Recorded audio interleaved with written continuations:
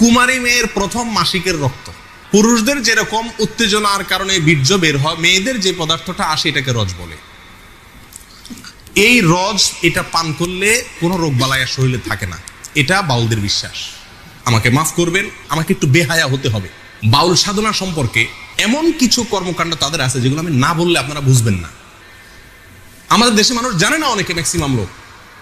আমি ব্যক্তিগতভাবে লালনের আখড়া থেকে নিয়ে ফকিরদের বিভিন্ন আখড়া ঘুরে ঘুরে দেখেছি। আমি নিজের অভিজ্ঞতার কথা আপনাদের কাছে চাপিয়ে দিতে যাব না, তাদের বই পুস্তকের আলোকে বলবো।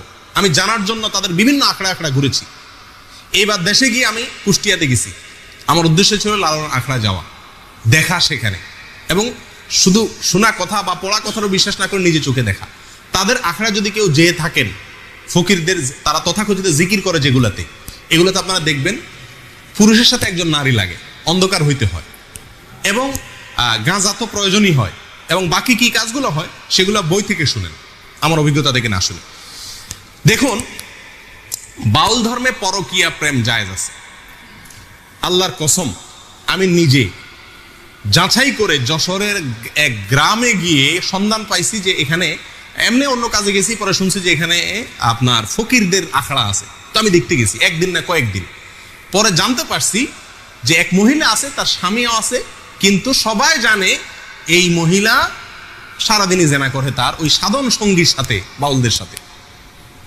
এবং কোন কোন মহিলার তো সংসার শেষ, আবার অনেক পুরুষও করে যারা বাউল। এটা তাদের ধর্মের গুরুত্বপূর্ণ কাজ, জেনা করা।